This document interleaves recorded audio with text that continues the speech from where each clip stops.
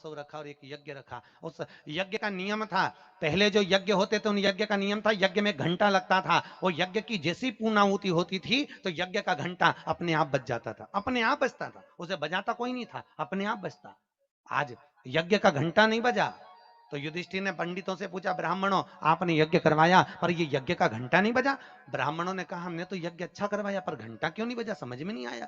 तब इतने में ब्राह्मणों में से एक ब्राह्मण यज्ञाचार्य ने कहा, मुझे लगता है यज्ञ दो तरह का होता है, एक यज्ञ जो अग्नि में सांकल्य दी जाती है तो अग्नि देवता प्रसन्न होते हैं, और दूसरा यज्ञ वो कि भंडारा किया जाए और लोगों के मुंह में भोजन दिया जाए, वो यज्ञ भी प्रबल होता है। महाराज हमको लगता है यहाँ दोनों यज्ञ हुए, एक यज्ञ आहुतियों का, एक यज्ञ भंडारे का।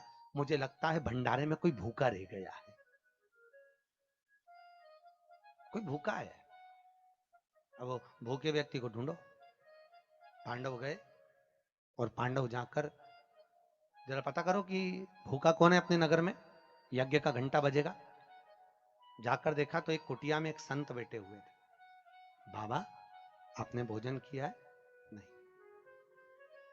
आपने भोजन नहीं किया? नहीं। क्यों नहीं किया? मैं काय को भोजन करूं, भंडारा हो रहा, चलो भोजन करो। नहीं नहीं मैं नहीं करता। भंडारे में भोजन नहीं करोगे? नहीं। क्यों नहीं करोगे? मैं उसके घर में भोजन करता हूं जो मेरे को 108 अश्वमेध यज्ञ का पुण्य देता है। पांडव मेरे को 108 अश्वमेध यज्ञ का पुण्य दे दे, मैं उनके यहाँ भोजन कर लूंगा। अब पांडवों ने सोचा अपनी जिंदगी में पहला तो अश्वमेध यज्ञ कर रहा है और 108 अश्वमेध यज्ञ तो हमने कभी जिंदगी में नहीं करे, तो हम इसको पुण्य कहां से दे बाबा को। पांडव चले गए। द्रौपदी ने पूछा कोई मिला? हाँ एक संत मिला है पर 108 अश्वमेध यज्ञ का पुण्य मांग रहा है। द्रौपदी ने कहा चलो मैं लेके आती हूँ उस बाबा को। द्रौपदी गई, रथ लाया गया। द्रौपदी ने कहा रथ में बैठकर नहीं जाऊंगी, पैदल जाऊंगी। चप्पल लाई, द्रौपदी ने कहा नग्न पैर से जाऊंगी। नंगे पैर द्रौपदी उस संत के दरवाजे पर पहुंच गई। बाबा चलो हमारे यहाँ यज्ञ हुआ है, भंडारे का भोजन करना। बाबा कहते हैं द्रौपदी तुझे मालूम नहीं, मुझे 108 अश्वमेध यज्ञ का पुण्य दे दे, मैं तेरे यहाँ भोजन कर लूंगा। द्रौपदी ने कहा लो बाबा संकल्प छोड़ती हूँ और 108 अश्वमेध यज्ञ का पुण्य तुमको देती हूँ।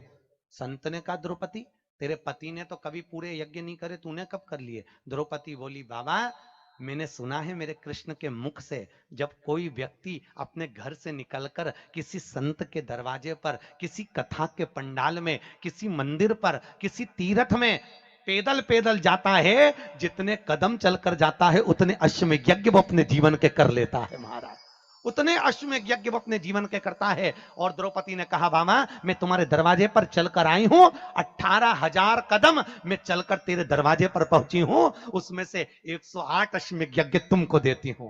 संत उठकर खड़ा हो गया, द्रौपदी के यहां गया, भोजन करा तो यज्ञ का घंटा बज गया महाराज, यज्ञ का घंटा बजा।